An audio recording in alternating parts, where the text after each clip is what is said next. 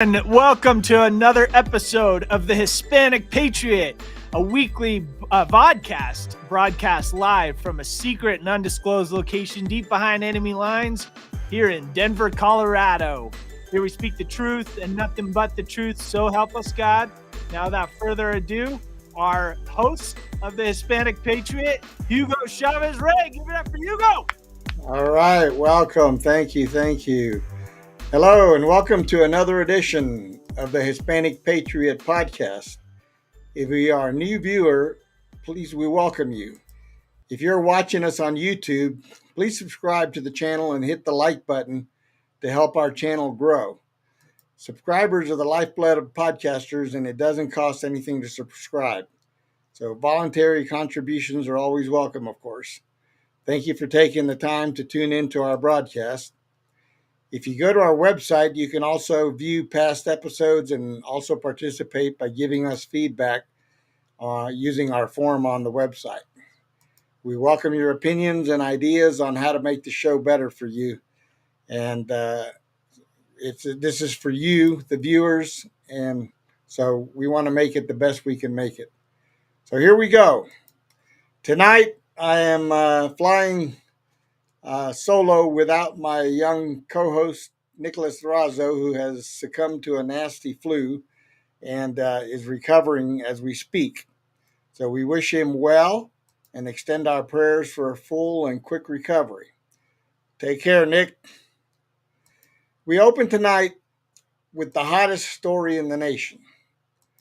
The kangaroo court trial of President Donald J. Trump in a Manhattan courthouse. President Trump is the first former president in the history of our great republic to ever be charged criminally in a court of law. I use the term court of law pejoratively because this is not justice. System that most Americans believe we should have. Instead, what we have is a weaponized system of injustice being used by the left to basically mock our judicial system, and it's a disgraceful mockery of our court system, and is also a blatant attempt to manipulate the 2024 presidential election. Election interference at its finest. Make no mistake, this is all being done by design in a corrupt manner. But let's not mince words. It is the worst case of election interference in our history. Most reasonable Americans see it exactly for what it is. Corruption by a cabal of Marxists masquerading as judicial members. The Trump trial in New York is a political witch hunt at its best. Nothing more, nothing less. For starters, the term fair trial in New York, as some analysts have called it, is an oxymoron. How in the world is President Trump supposed to receive a fair and impartial jury in a city that voted over 90% for Biden in 2020? Explain that to me. I can't figure that one out. All attempts to change the venue have been rejected by the corrupt judge. So that just further proof of what this is really all about. It's a political witch hunt. It's pure, unadulterated collusion on the part of Alvin Bragg, the Manhattan DA, who brought these charges, who just happened to have campaigned on a platform to get Donald Trump. And the corrupt judge that he found, Judge Merchan, whose own daughter is benefiting financially from the persecution. Not a typo, because that's what it is. It's not prosecution, it's a persecution of President Trump. When asked to recuse himself from the case, he refused. If that's not a conflict of interest, then I don't know what is.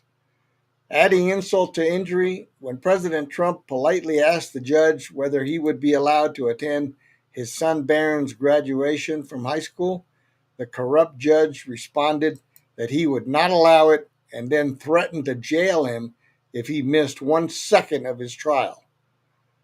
Constitutional scholar and regular Fox News contributor Professor Jonathan Turley stated in an op-ed in the New York Times that the Trump trial was an embarrassment for the New York legal system. And also, I should point out that Professor Turley is no Republican. He is a constitutional professor, and but he's a very what's the word I want to use? He's very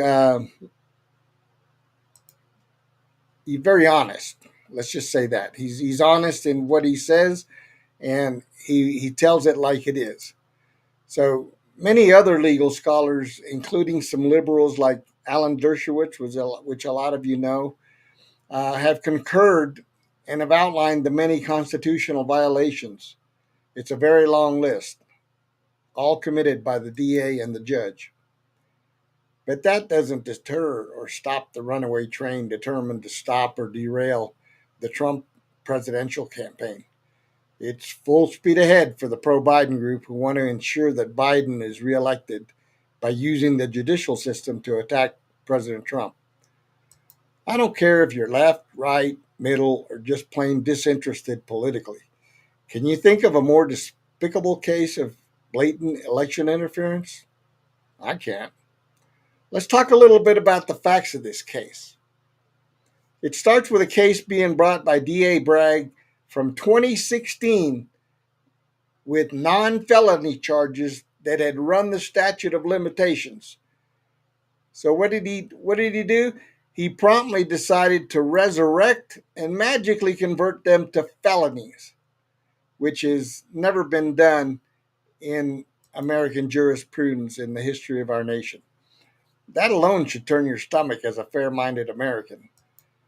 As Professor Turley puts it in his op-ed, this is a Frankenstein indictment, one which the corrupt DA just basically made up and brought forth to a grand jury in order to obtain an indictment.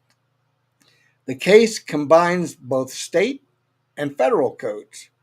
Again, something which has never been done in the history of American jurisprudence.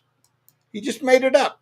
He just, decided whatever he needed to do to bring the charges against President Trump, that's what he was going to do. On the federal side, both the chair of the Federal Election Commission and a multitude of election law experts have scoffed at the theories brought forth by D.A. Bragg. They are beside themselves. In addition, Bragg's predecessor in the DA's office, Cyrus Vance, did not bring the case because there was no case. But of course, the vindictive and Trump-hating focus of Alvin Bragg got the best of him, and he decided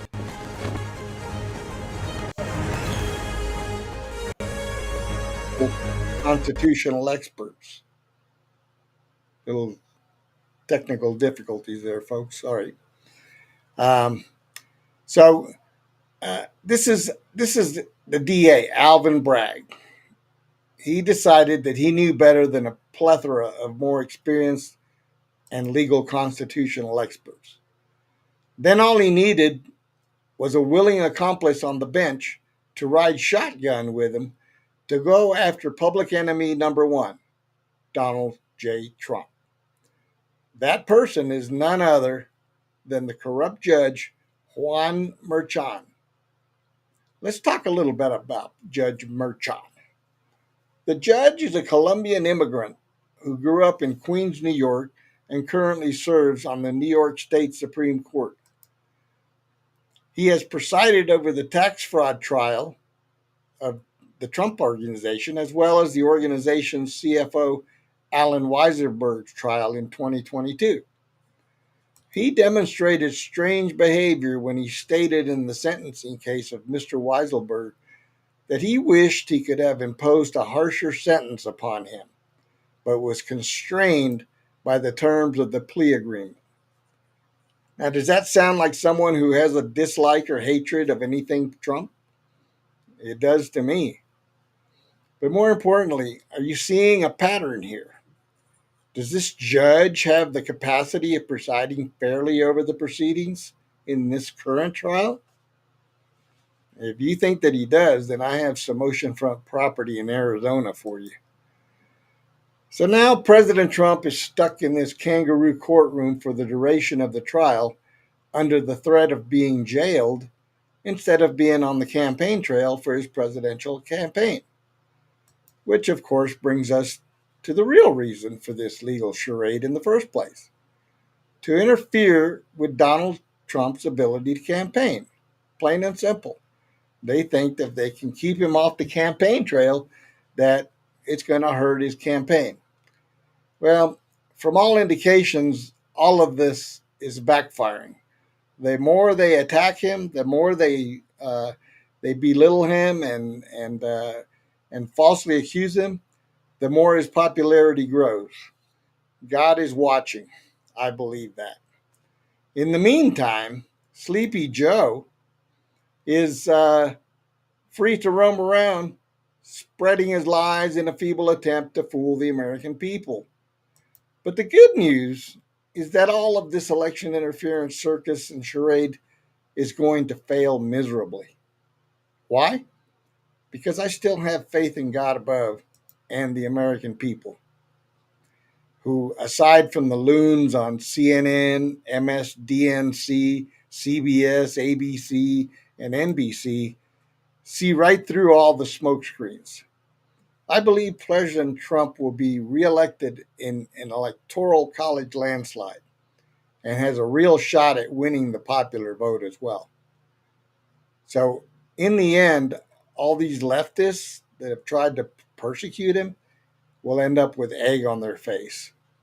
We will be following this trial closely and will update you as it progresses.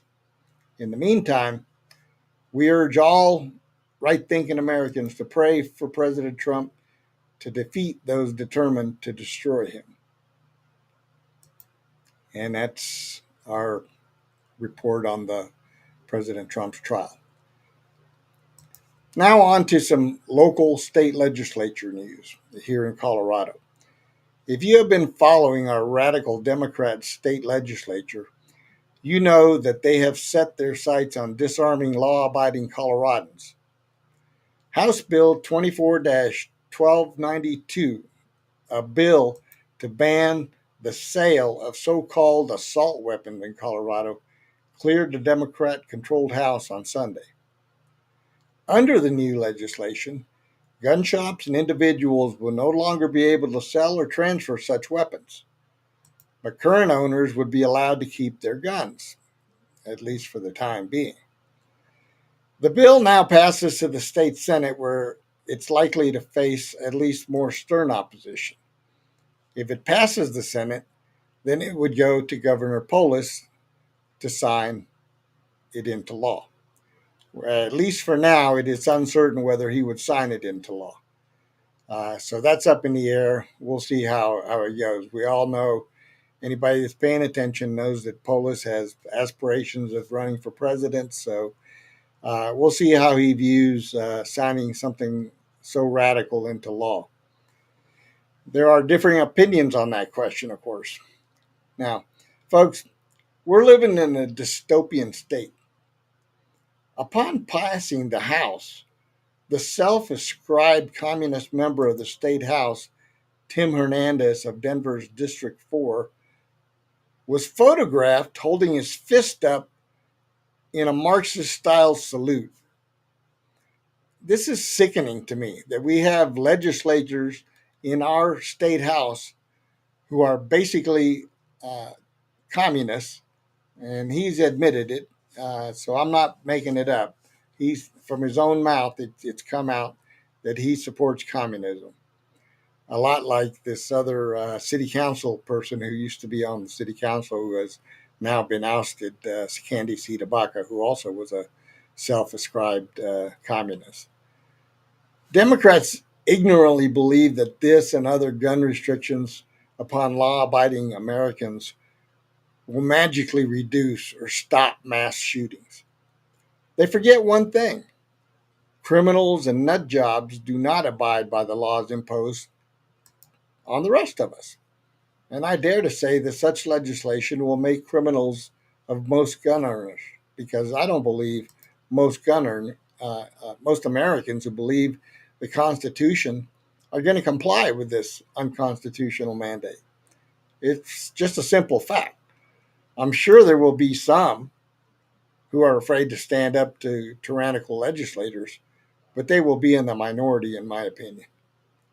Instead of working on issues that affect the lives of citizens, such as the illegal immigrant invasion, the leftist elected officials prefer to coddle the rabid demands of their far left constituents and attack the constitutional rights of Americans.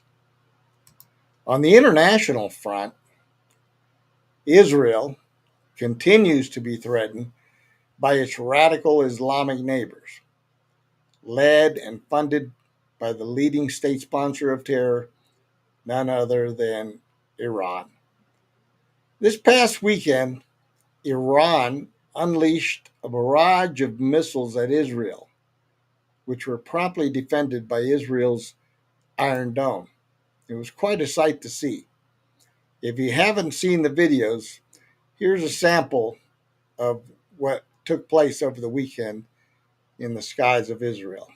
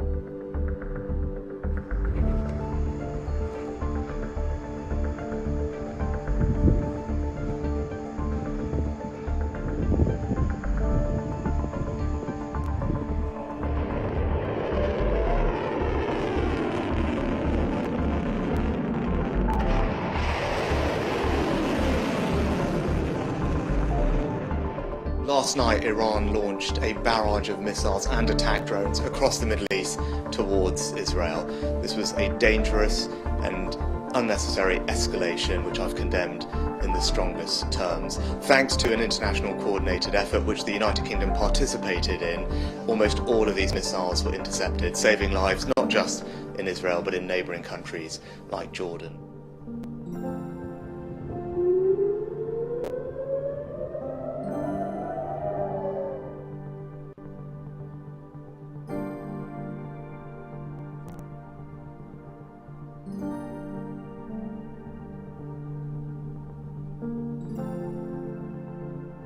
אנחנו נחושים לנקוט בכל דרך על מנת להגן. המערכה הזאת עדיין לא הסתיימה, אנחנו צריכים להיות ערניים וקשובים.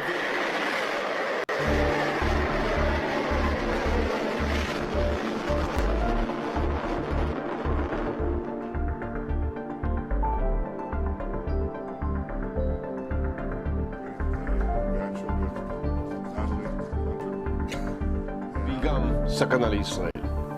ואתמול התייצב העולם באופן ברור, ביחד עם ישראל.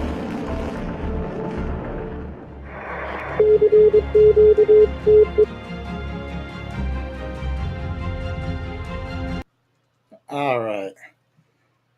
Now, you saw it with your own eyes. That is an amazing display of defensive firepower. 99% of the launched missiles against Israel were destroyed or intercepted. To me, this demonstrates divine intervention. Whether you are a believer or not, Israel is under the protection of God Almighty, in my opinion. There is no other rational explanation of how a relatively tiny nation surrounded by Islamic nations who want to destroy her can survive against such overwhelming odds. Now we await Israel's response. I predict it won't be pretty or mild, and it shouldn't. I like the response given by an Israeli official when asked by a reporter what Israel would do in response. He said, and I'm paraphrasing here, "We do not intend to telegraph our response to the enemies of Israel, but they will know it when it happens." I thought that was brilliant. Why in the world would any nation send a telegram to their enemy to warn them of what's coming? I can't wrap my head around that.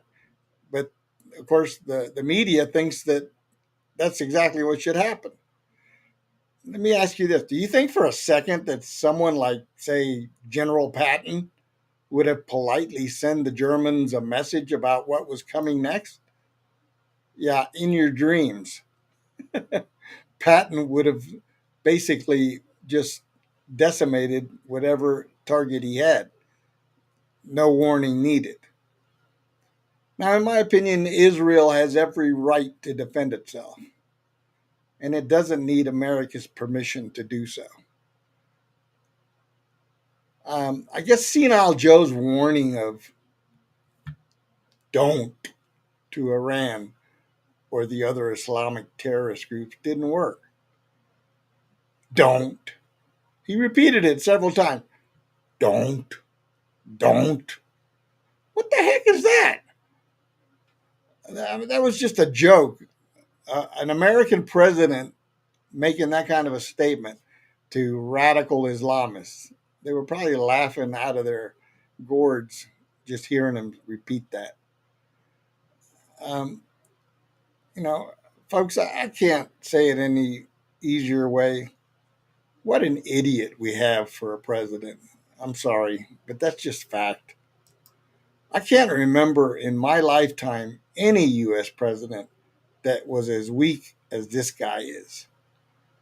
I'm sure Jimmy Carter is grateful now that he is no longer the worst president in American history. I want to make one thing crystal clear. The Hispanic Patriot podcast stands unapologetically with Israel. We should be praying for Israel. And those of you that are hating out there and anti-Semitic, shame on you. You need to rethink your position because you're on the wrong side of history. So we pray for our brothers and sisters in Israel, and we wish them all the success in their future endeavors as they defend their homeland. All right. Now, my producer, Peter, has asked that I talk a little bit about me, the Hispanic Patriot, and how this show came to be. It has been a long time desire of mine to do radio. However, I was never able to break into the industry, despite having been a guest as well as a guest co-host on various programs here locally in the Denver area. I was the chairman of the Colorado Hispanic Republicans for 10 years. I retired from that position at the end of 2022. Entering 2023, I had been thinking of how I could continue to get the conservative message out to Hispanic voters. But in the process, God had a little detour for me. In February 2023, I underwent quadruple bypass surgery on my heart. Needless to say, that put a skid on my plans. We all operate and live at the pleasure of God Almighty. I spent the better part of 2023 recuperating from my heart surgery, but I realized one thing. God wasn't quite done with me yet. So after some prayer and thought, I launched the Hispanic Patriot podcast in July of 2023 with the great and generous help of my producer and friend, Peter Wilkinson, and some other kind, like minded individuals that God placed in my life. I firmly believe that there has been a severe void in that messaging coming from our side of the aisle. I believe it's important to have voters receiving both sides of the issues and allow them to formulate their own opinions and vote accordingly. Unfortunately, for us on the right side of the aisle, the message has been pretty much one sided, and that has affected our ability to draw Hispanic voters, whom I believe are natural conservatives. They prove it by the way they live their lives. They believe in faith, they believe in family, they believe in freedom. Those who moved here became and were immigrants, like my family was when I was a child. I came. We came here for opportunity, and it's the greatest country on the face of the earth. That's my opinion. I became a proud American, served in the Air Force, and today I am not ashamed of my Hispanic heritage, but I'm an American first, and I believe that. So our Hispanic brothers and sisters who have come have been inundated by the left controlled media who feeds them a never ending barrage of false narratives about Republicans and conservatives. So, how do we counter that? That's the dilemma. Um, but I believe that the messaging has to be strong, has to be firm, and has to be factual. And we have to be able to fight against those lies that are told by the left wing media because that's what they do. They lie every single day about conservatives, Republicans, and those that don't agree with their left wing ideology. They try to marginalize people, they try to shame people. Uh, we've all heard of the cancel culture. They're after our children, starting in very early grades in education. We've all heard of CRT and other techniques used by leftists to capture the minds of young people because they believe, and rightfully so, that if they get the youth, then they're going to be able to transform this country into the socialist Marxist mecca that they want to create. They basically want to destroy the United States of America as we know it. The question is, what are we going to do as citizens? And this goes out to all citizens, but Hispanics are the fastest growing demographic in the nation, and there is no faster growing demographic. Uh, why? Well, we reproduce faster or more often than other demographics. That's just a simple fact. Um, we believe in families, so we create families. So we have a lot of proud Hispanic Americans in this country who love this country for what it is, what it was created to be, and came here to participate in the American dream. So that's that's the main purpose of this show is to basically reach those Hispanic voters, preferably in the younger ages, because the polls and all the data show that the ones that we need to reach are the younger age, anywhere from the 20s to 30s up to the 50 age range. Those are the ones that are the future of the country. The older generation, like myself, we're pretty well set in our ways. It's not impossible, but it's a little harder to convert those people who have been voting Democrat for their entire life. Um, but as I always say, they vote Democrat against their own best interests. And let me explain that. I firmly believe that um, Hispanics, being conservative, they're also very entrepreneurial. That's another piece of information that is not widely known. Hispanics start businesses at a faster rate than any other demographic. So they're small business people. Some are large business people, have created businesses from the ground up. And today, some of them are pretty large corporations. One of the ones that I can think of that is extremely conservative is the Goya Food Company. Everybody has heard of Goya.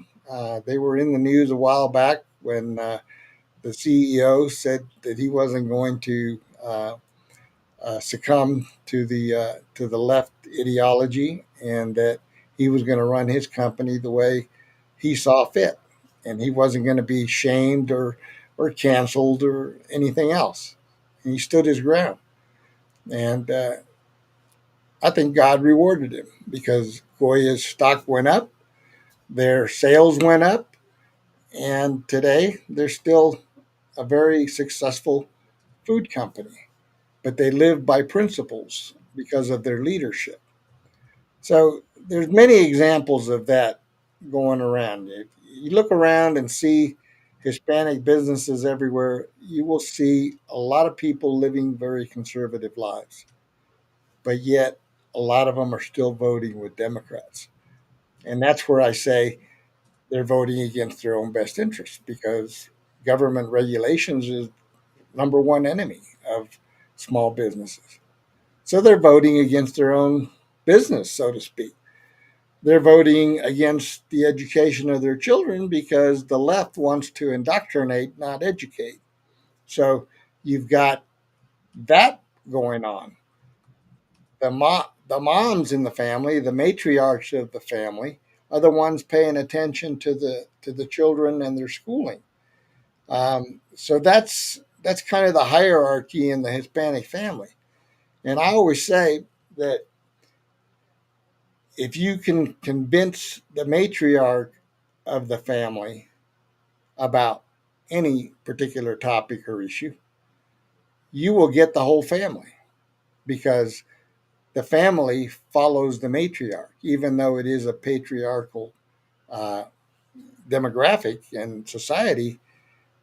It's mom who rules the roost when it comes to making decisions that are important to the family. So, the old saying in English is if mama ain't happy, nobody's happy. And so you want to make sure that mom is involved. You want to make sure that mom is informed.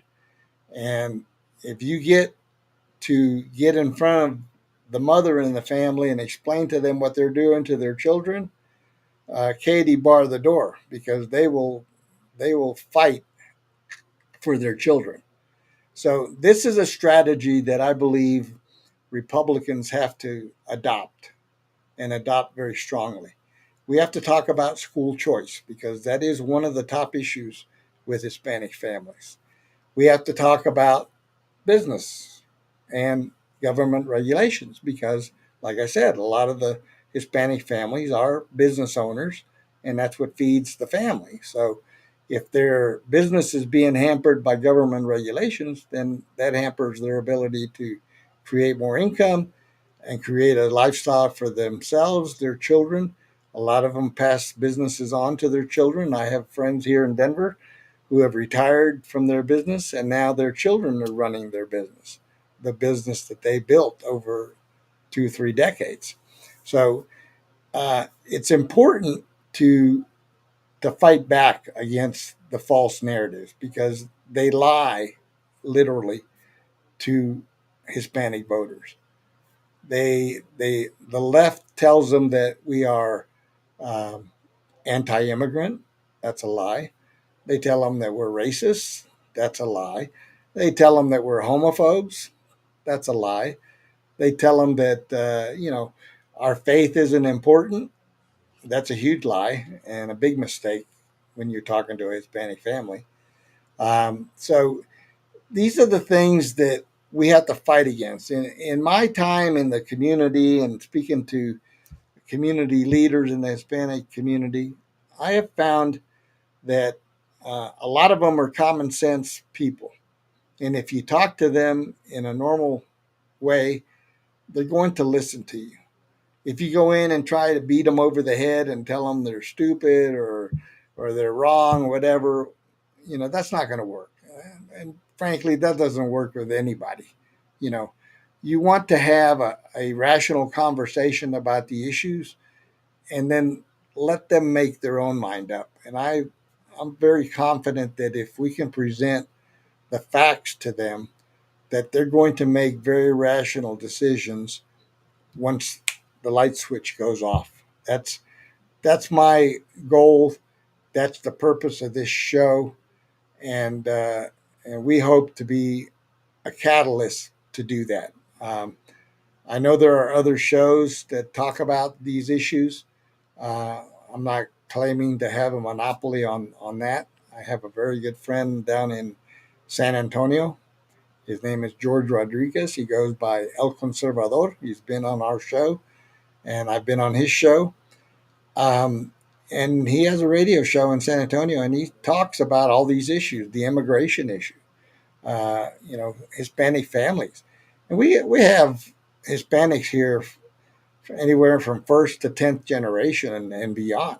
So it's not like we're all a monolith, but you'll find that most Hispanics live by those three edicts, which is faith, family, and freedom.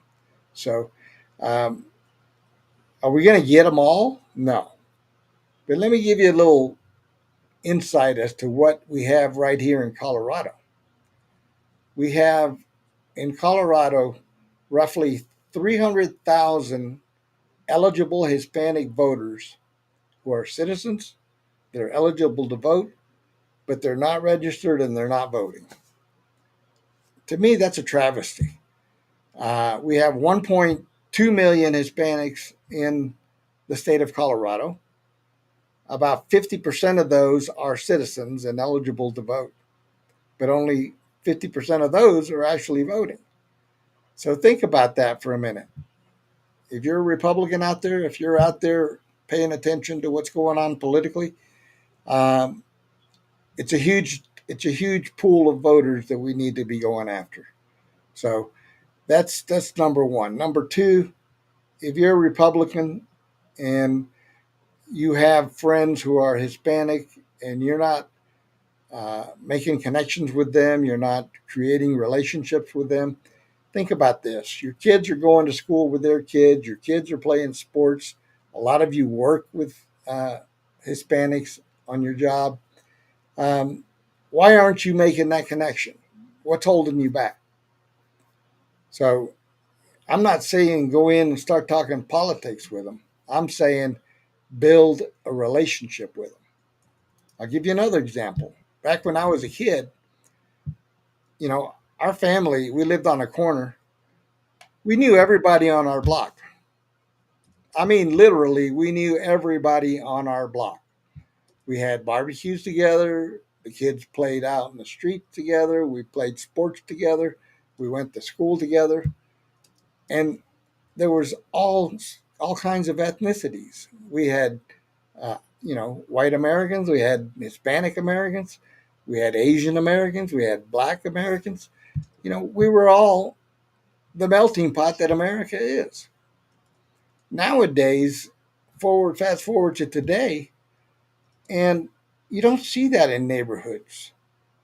Ask yourself this question. When was the last time you saw a family move into your neighborhood, maybe even your block, and you took the time to go knock on their door and welcome them to the neighborhood? Introduce yourself. Think about that. It's a simple task, but not very many people do it.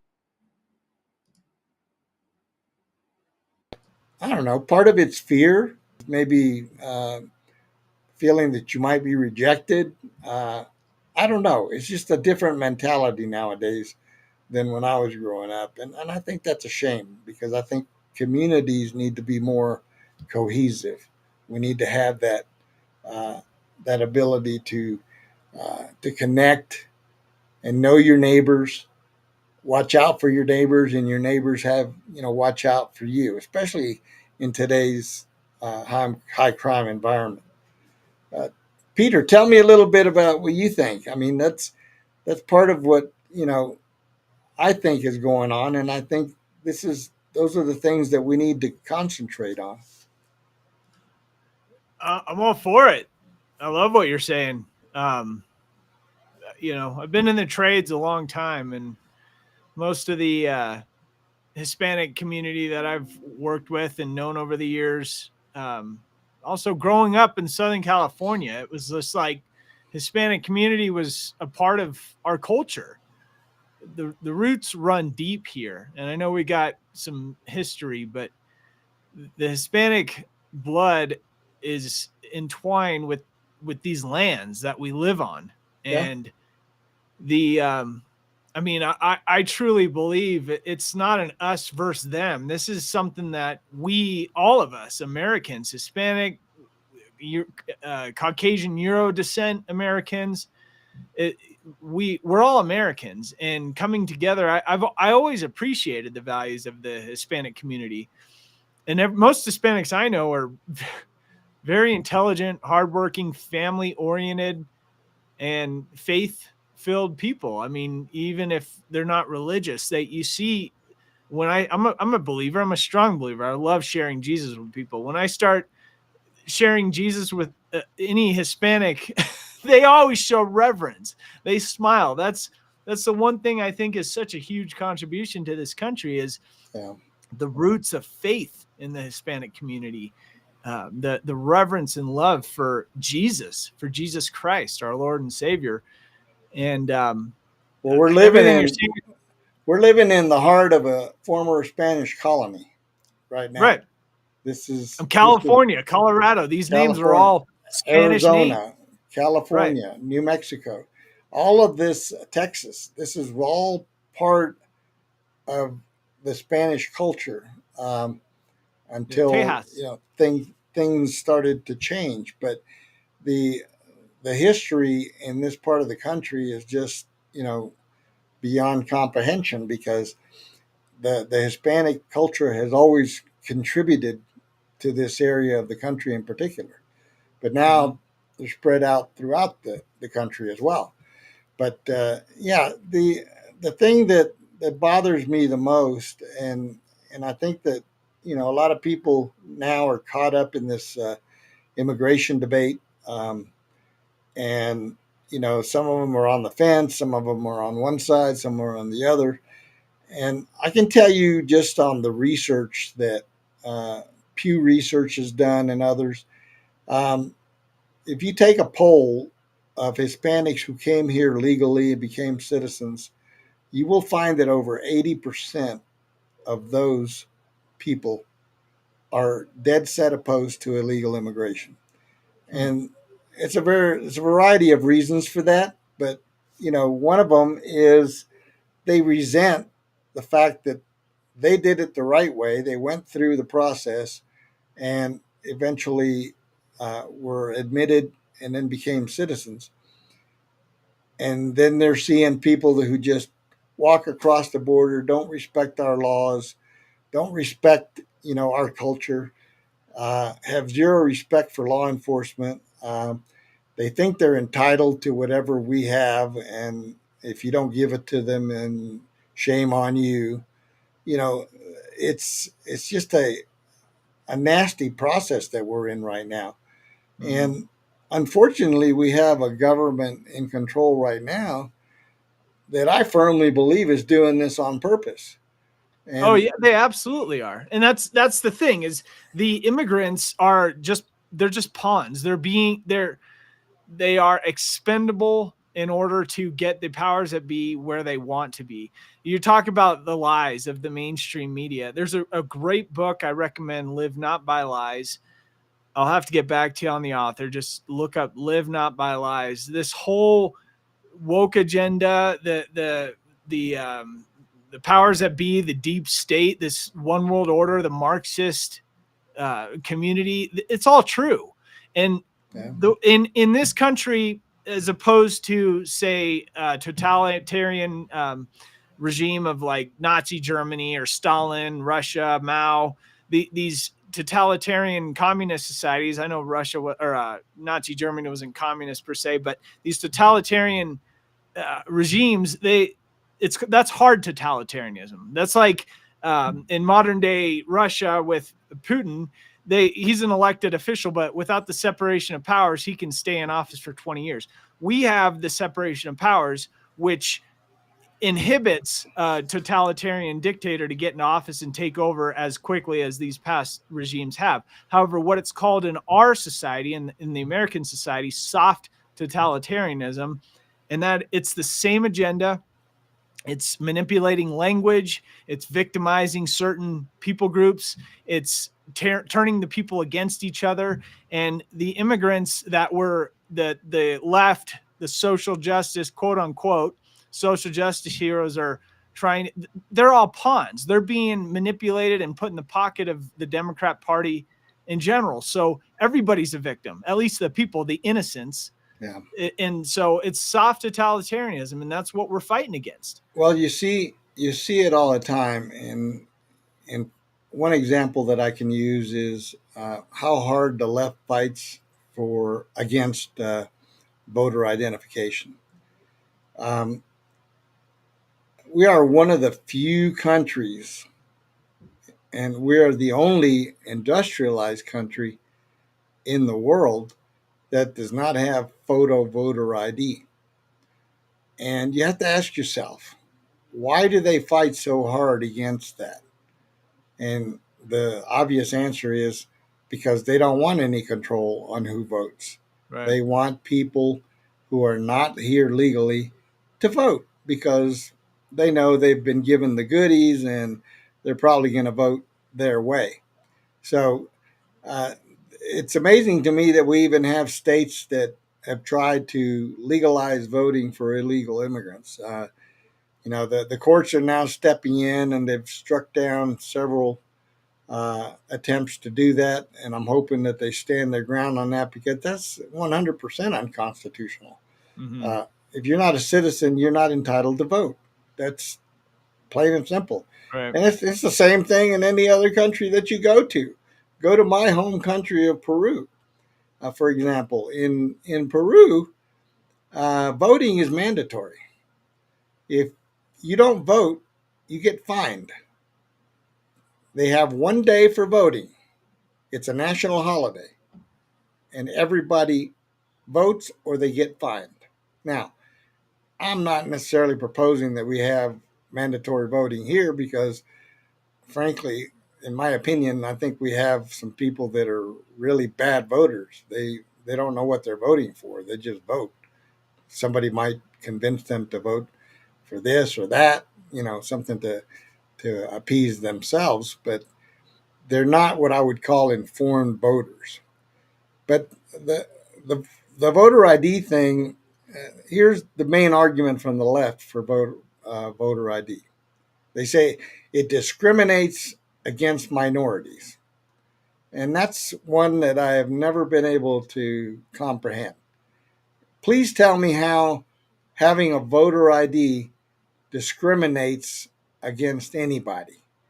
And they say, well, they can't afford to go. Well, states have offered free identification cards that would prove that you are an American citizen and that you are legally authorized to vote. Okay? So that argument is out the door. The other one to me, is insulting to minorities because it says, well, you're too stupid to go get an identification so you can vote. Right. Equity. That it's enabling. Yeah. Well, that's precisely what the left is doing. They want to, let's put a couple $1,000s in their pocket, make them feel like, we love and care from it. It's an enabling, it's belittling, it's demeaning. No, whether it's a Black American or a Hispanic illegal immigrant, Asian, white, whatever, people, that's the demonic nature behind this whole DEI thing, equity. Let's give the minorities. I mean, nobody wants to be treated like a less than. Everybody just wants to be treated like equal people. Exactly. And the Hispanic community doesn't realize it's very much an agenda. It's not what we believe. This is truth, that the Hispanic community is a target of the Democrat Party to get votes, to gain votes, because half of them can't even speak English. They don't know what's going on. They just see, okay, this is who I'm voting for because he's softer on immigration, but they don't understand the big picture. They don't understand that the agenda behind all this is to destroy this country, which has become a safe haven for so many Hispanic Americans. And it's contrary.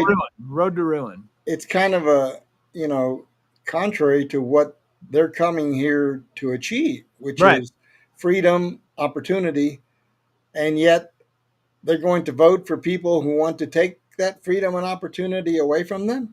Right. That makes absolutely no sense. So that's why they're against people getting educated and informed, because they know that if somebody is informed, well informed, they're not going to vote for those agendas. They're going to vote against them. Yeah. And so that's the fight that we're engaged in between Republicans and Democrats. It's the info wars, and unfortunately, sorry, go on. I mean, the thing about, people are now talking about, well, we're tired of the two-party system. I say, well, I invite you to go to my country where we have 15 political parties and see how well that works out. Okay. Number one. Number two, right now, it just so happens that we have two viable parties. Okay. If the time would come in this country where maybe we have room for a third, fine. I have no problem with that.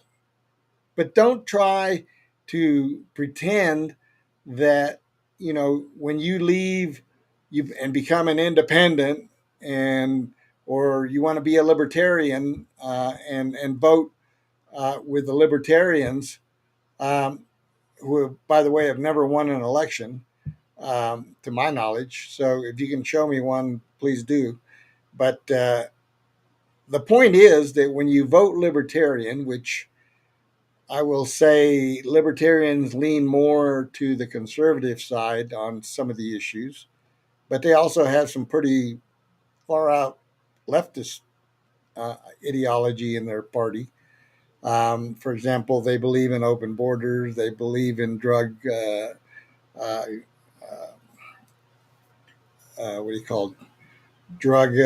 They want to legalize drugs, all drugs, by the way, not just marijuana. Or they think there should be no drug laws. That's one of their things. They believe in abortion. So, I mean, right there, those three items right there knock them out of me. I've had libertarian friends call me and say, well, why don't you join the libertarians? I said, number one, even though we agree with a lot of issues, there's three right there that I would never be able to agree to as an American. You look at the platforms of the parties. I'll push back a little bit on the drugs thing, because medical freedom is important. I believe people should be able to grow their own medicine, as we've seen how corrupt the pharmaceutical industry is. But I'm not talking about medical. I'm talking about recreational drugs. Well, yeah, I know it's all the same, but the medical persecution is very strong. People need to be able to grow their own medicine, which are considered illegal narcotics these days. But there's an argument for that, and President Trump, came along in his first term and created the right to try process, where, for example, drugs that had not been approved by the FDA yet were able to be used by people with terminal illnesses. Because if you have a terminal illness, I mean, chances are good you're going to die. So why shouldn't you be able to try different medications or treatments? Mm-hmm. And so I agree with that part of it. I'm talking about the legalization of recreational drugs. You can't tell me that you're in favor of just rampant drugs running through the streets with your children and the people, because that's just a recipe for disaster. If you want to argue or discuss the topic of medical drugs and medications, then that's a whole different animal, and we can have that discussion. But I'm not Yeah. one. No, I didn't mean to derail the thing. Well, let's do it. We'll talk about it another time for sure. We got 5 minutes on the clock. Yeah. So, this is where we are in this country. I mean, we're going to elect Democrats or Republicans. That's the bottom line right now. Every now and then, an independent gets in, like Looney Tunes. What's his name? Bernie. He claims to be an independent, but we know Marxist. he's a Marxist and he votes 100% with the Democrats. So labels can be misleading. But you capture the minds of young people because of the indoctrination in the schools. We're raising generations of kids, and they're teaching them to hate America. They're teaching them that America is somehow evil and responsible for a lot of the ills in the world, when in fact it's not. I mean, are we perfect? No, we're not perfect. But I believe what America has done in this world since its inception, on the good side, far outweighs anything that we've done on the negative side. So that's my belief. I believe in this country. I believe in the principles of the nation, and we need to be promoting American principles and values, and not be trying to turn America into something it wasn't intended to be. Here in Colorado, we got a lot of people that think we should be more like Europe, and I want to just slap people like that. I've been to Europe. I don't want to be like Europe. It's a nice place to visit and travel around and visit places, but our history's roots are small government, power to the people. The people are in control of the government, not vice versa. The government fears the people, so therefore it serves the people. With the bigger the government, that the scales switch. Next thing you know, the people fear the government, and the government controls the people. And that's everything that we stand against. That's everything this country was founded on. Oh, and one more thing before I forget. We were talking about the voting. Mail-in voting has been outlawed in various countries throughout Europe because of fraud and corruption. And we're trying to push it and create more of it. If it was up to me, I would eliminate all mail-in voting except for military personnel and people who are infirmed, unable to go to a polling place. Other than that, everybody needs to get up off their butt and go vote at a polling place. And it should be done in person on a paper ballot and hand counted, not machine counted. So I want to leave that out there because I just read an article the other day talking about all these countries that have outlawed mail-in balloting: the UK, France, Italy, Greece, Germany. They all have, Spain, they all say, if you want to vote, you need to get up and vote. None of this mailing stuff. We've gotten way too far away from what it was intended to be. So anyway, that's a good topic to have on a different occasion too, because that's something that's going to be debated. I think it's going to be a hard push here in Colorado, but if we're ever going to get back to integrity in our elections, we need to get rid of mail-in voting, in my opinion. So that's it for our show tonight. I hope. Thank you for sharing. That's cool. We love covered. It. You got decades of experience in the political arena, and your story is very unique. So, thank you, Hugo, for giving your retirement years, your golden years, to serving the next generation. The book of Malachi says there will come a day before the great and awesome day of the Lord I'll send my prophet Elijah. He'll restore the hearts of the fathers to the sons and the sons to the fathers. And that's what Hugo is doing. Hugo, instead of going and playing golf like so many other selfish older, people, Hugo wants to serve and pour out to the next generation and leave a legacy. I do play golf. That's fine, but you know what I'm saying? Retirement's not a word in the Bible. We don't use that. We go out with our boots on. Yep. So I just want to give Hugo a big shout out, and I really admire his service and his servant heart to this country. So thank you, Hugo. My wife says I'm a political junkie. And she's right. Somebody's got to be. Somebody's got to speak truth, because state-run media isn't doing it. Well, we had the founding fathers that were that way, and that's what we got. So anyway, thank you all for watching tonight. Again, like our YouTube channel, subscribe, come back for more, visit our website, and give us some feedback. Yep. Lord bless you guys. God bless America. God bless you. God bless America. And let's keep the good fight going. Thank you.